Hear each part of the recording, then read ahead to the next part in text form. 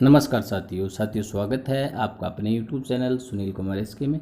साथियों, हरियाणा के अंदर जो ग्रुप सी और डी भर्ती के लिए जो CET लागू किया गया है, उसके अंदर जो हरियाणा SSC की जो भर्तियां थी उसके अंदर अधिकतम अंक 10 मिलते थे, यानी कि सोशल इकोनॉमिक क्राइटेरिया के जो 10 नंबर मिलते थे। अब CET के अंदर उसमें कितने अंक मिलेंगे? अधिकतम अंक। एक तो ये क्वेश्चन है, और एक इसके अंदर परिवार के अंदर कौन नौकरी होना चाहिए, कौन नहीं होना चाहिए, जिससे आपको अधिकतम अंक मिलेंगे। नंबर 2, इसके अंदर आपके परिवार में यदि कोई नौकरी नहीं है और आपके परिवार की सालाना इनकम कितनी है, उसके माध्यम से आपको कितने अंक मिलेंगे। ठीक है, इसके मतलब CET से रिलेटेड जो इन्फॉर्मेशन है वो बहुत ही आपके लिए ज़रूरी है, देखने योग्य है। इसलिए क्लास में आप अंत तक ज़रूर बने रहे और क्लास को अंत तक ज़रूर देखें और समझने की कोशिश करिएगा। इम्पोर्टेंट न्यूज़ है जो मैं आपके बीच डिस्कस करूँगा। और यदि आप इस प्रकार के न्यूज़ समय पर जाना चाहते हो तो हमारे इस चैनल को सब्सक्राइब करें और ज़्यादा से ज़्यादा क्लास को शेयर करो और एक क्लास को लाइक जरूर किया करो, ताकि हमें भी मोटिवेशन मिल सके। कि सामाजिक और आर्थिक मानदंड के अनुभव समेत अधिकतम 5% अंक मिलेंगे। समझ में आ रही है कि जो हरियाणा SSC की जो भर्ती थी उसके अंदर अधिकतम अंक 10 मिलते थे, ये आप भी जानते हैं। यानी 90 नंबर का पेपर होता था और 10 नंबर के एक्स्ट्रा मिलते थे, वो 10 नंबर मिलते। इसके अंदर क्या है? CET, ये सिर्फ CET का है। इसके अंदर अधिकतम 5% अंक यानी कि 5 अंक मिलेंगे। किस प्रकार मिलेंगे वो देख लीजिए। हाँ, और हरियाणा पुलिस के अंदर जो 80+20 का कैटेगरी था, क्योंकि इसके अंदर 20 नंबर एक्स्ट्रा मिलते थे, वो आप जानते हो।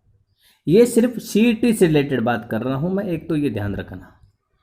ठीक सर, चीज़ समझते जाइएगा कि अब हर बिंदु के 5-5 अंक मिलते हैं।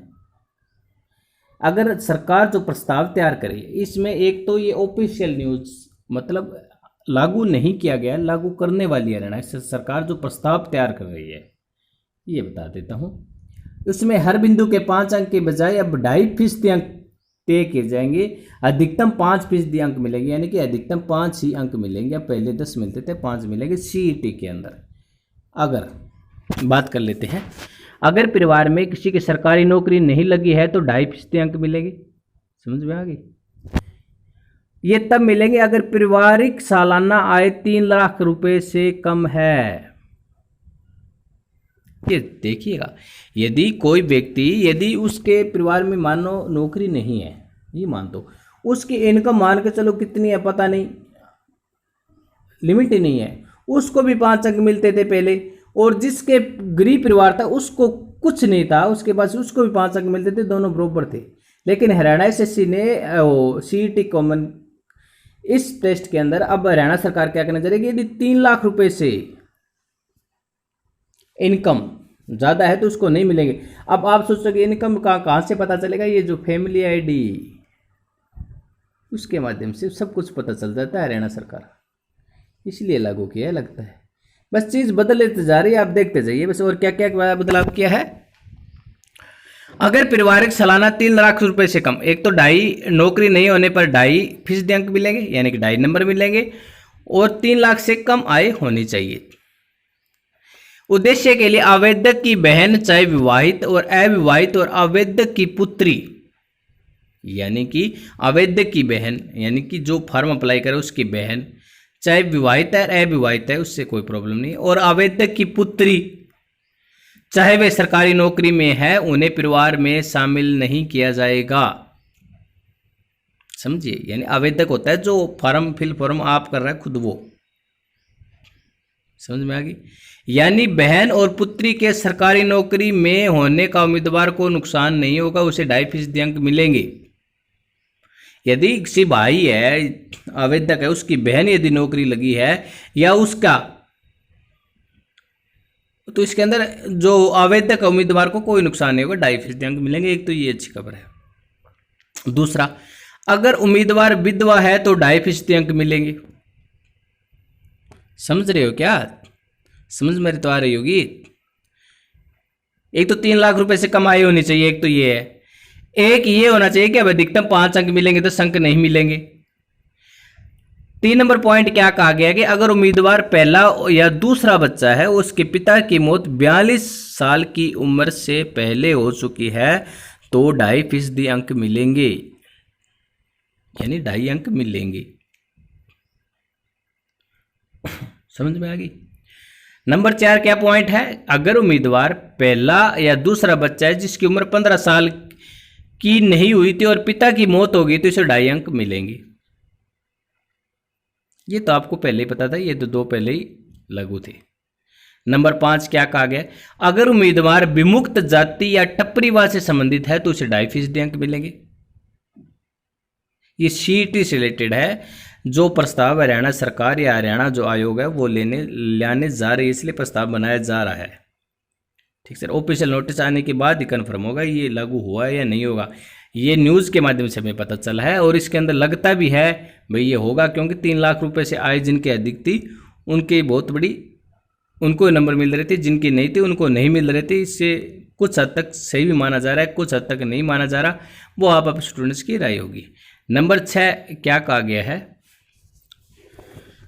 अगर उम्मीदवार ने किसी सरकारी विभाग, बोर्ड, निगम, वैधानिक संस्था जिस पद के लिए आवेदन किया है उसे समक्ष ऊंचे पद पर काम किया है, यानी कि जो विभाग में वो फॉर्म अप्लाई करे उसके अंदर यदि अधिकतम काम किया है, 1 साल के अनुभव के लिए 0.5% अंक मिलेंगे, और 6 महीने से 8 साल से ज़्यादा अनुभव के अंक मिलेंगे। यानी कि पहले तो 16 साल तक अनुभव दिखा सकता था, लेकिन अब 6 महीने से कम और 8 साल से ज़्यादा वह अनुभव नहीं दिखा सकेगा। ये देखिए, समझ में आ रही है क्या? पहले 16 साल था, अब अधिकतम क्या कर दिया 8 साल, और न्यूनतम क्या कर दिया 6 मंथ। अगर इस तरह अगर किसी का अनुभव 8 साल या ज़्यादा का है तो अधिकतम 4% अंक मिलेंगे। समझ में आ रही है? समझ में, पहले 8 नंबर मिलते थे, यानी कि 16 साल का यदि वो एक्सपीरियंस दिखा देता था उसको उम्र 8 अंक मिलते थे, लेकिन अब इसने क्या कहा है 8 साल का ज़्यादा है तो अधिकतम 4% अंक ही मिलेंगे। समझ में आ गई। नंबर 7 क्या पॉइंट है, इंपॉर्टेंट पॉइंट है, सभी आप समझ देख भी सकते हो, बस क्लास को स्किप मत करो, ध्यान से देखो, अंत तक देखो। आगे भी कुछ और इम्पोर्टेंट न्यूज़ है कि कौन अब जो इनका पेपर है वो कौन नियुक्त करवाएगा, और उसके अंदर नौकरी से रिलेटेड अभी तक कौन है भाई, कौन नौकरी होना चाहिए कौन नहीं होना चाहिए, वो भी इसके अंदर बात करेंगे। इस क्लास को अंत तक जरूर देखते जाना। ठीक सर। अगर किसी उम्मीदवार को इन सभी कैटेगरी का अंक मिल जाए तो सामाजिक और आर्थिक मानदंड के अधिकतम 5% अंक ही मिलेंगे। सिर्फ 5 नंबर ही अधिकतम मिलेंगे, एक ये देख लो, पहले 10 नंबर मिलते थे अधिकतम, अब 5% मिलेंगे। और कुछ क्या न्यूज़ है वो मैं आपको बीच डिस्कस कर देता हूँ। ये देखिए, परिवार की भाषा में यह शामिल है कि यह सरकारी परिभाषा सरकारी नौकरी में न होने के संबंध में भी कौन कौन सरकारी नौकरी में नहीं होना चाहिए वो देखिए। अगर उम्मीदवार पुरुष है तो स्वयं, पिता, माता, पत्नी, भाई, विवाहित या अविवाहित और पुत्र सरकारी नौकरी में नहीं होना चाहिए। समझ में आ गई? समझ रहे हो? नंबर 2 क्या कहा गया कि अगर उम्मीदवार अविवाहित है, महिला है, तो अब खुद पिता, माता और भाई विवाहित या अविवाहित नौकरी में नहीं होना चाहिए।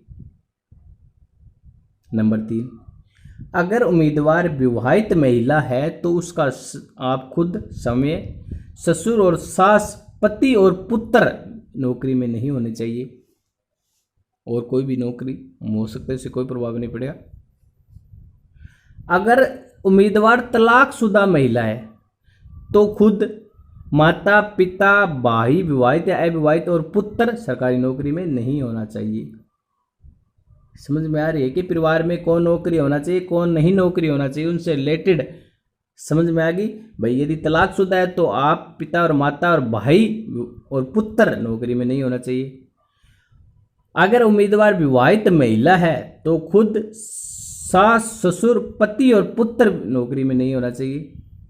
अविवाहित महिला है तो समझ में आ रही है, समय पिता माता और भाई अविवाहित विवाहित है।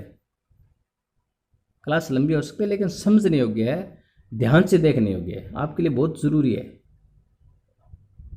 अब क्या क्या गया, सीईटी के लिए अब आधार जरूरी नहीं है, होगा ऑप्शनल होगा। इस रिलेटेड क्या न्यूज़ है ये देख लीजिएगा। कॉमन एलिजिबिलिटी टेस्ट यानी सीईटी के लिए हरियाणा कर्मचारी आयोग ने पोर्टल वन टाइम रजिस्ट्रेशन का काम चल रहा है। ये आप भी जानते, इसकी 31 तारीख लास्ट बता रहे हैं। यदि फॉर्म फिलअप नहीं किया तो आप इसका कर लीजिएगा। हरियाणा निवासी को पंजीकरण कराते समय परिवार पहचान पत्र यानी कि फैमिली आईडी भरना होता था। फैमिली आईडी किस लिए भरवा रहे थे, उस इनकम के लिए भरवा रहे थे। अब जो 3 लाख निर्धारित करेगा हरियाणा सरकार या हरियाणा आयोग, उसके लिए समझ में आ गई फैमिली आईडी का क्या चक्कर था। जैसे ये आईडी भरी जाती थी, पेज परिवार पहचान पत्र के पोर्टल पर चला जाता था, जो कि परिवार पहचान पत्र को आधार नंबर के साथ लिंक किया हुआ था। इसलिए वन टाइम रजिस्ट्रेशन के लिए आधार जरूरी है। जो हरियाणा के बाहर के निवासी थे उनके लिए परिवार पहचान पत्र अनिवार्य नहीं है। इसके लिए प्रदेश सरकार ने फैसला किया सीएटी के लिए आधार नंबर जरूरी नहीं होगा, अगर ऑप्शनल होगा, मगर ऑप्शनल होगा। समझ में आ रही है क्या? जो बाहर के स्टूडेंट्स हैं उनको प्रॉब्लम आ रही थी उनसे रिलेटेड चीज़ समझ रहे हो। नौकरी में कौन होना चाहिए कौन नहीं होना चाहिए, अधिकतम कितने अंक मिलेंगे, सीटी के लिए अब आधार जरूरी नहीं है, ऑप्शनल होगा। समझ में। एक नेक्स्ट न्यूज़ क्या है, नेशनल टेस्टिंग एजेंसी यानी कि एनटीए। आप कई स्टूडेंट्स तो जानते हो कि कौन सी संस्था है, क्या है। बेहतर सीटी के प्रस्ताव के लिए दैनिक सवेरा को मिली जानकारी के मुताबिक हरियाणा सरकार ने सीटी करवाने के लिए नेशनल टेस्टिंग एजेंसी को पत्र लिखा है। अगर एनटीए से सहमति मिल जाती है तो एनटीए और सरकारी कर्मचारी आयोग के बीच समझौता होगा। मनोहर लाल ने पहले ही घोषणा कर दी, सीटी आयोजित करवाने के लिए वन टाइम रजिस्ट्रेशन के लिए अंतिम मौका दिया जाएगा। यानी कि जो सीटी का जो पेपर है वो एनटीए करवाने का संभावना है, एनटीए करवा सकती है। ये सीटी से रिलेटेड कुछ इन्फॉर्मेशन जी जो इम्पोर्टेंट थी कि इसके अंदर आपके कई डाउट जो क्लियर हो चुके हैं। एक और मैं बता देता हूँ, हरियाणा एसएससी है, इससे रिलेटेड इसका कोई प्रभाव नहीं है। इसके अंदर ही अधिकतम 10 अंक मिलते थे वो मिलेंगे। इसके अंदर जो सीट है इसके अंदर अधिकतम 5 अंक मिलेंगे। और यदि ऑफिशियल न्यूज़ आने के बाद ही पता चलेगा। जानकारी कैसे लगे हमें कमेंट कर जरूर बताएं और ज़्यादा से ज़्यादा क्लास शेयर करें। और यदि फिर भी आपके मन में डाउट है तो कमेंट कर जरूर बताएं। धन्यवाद।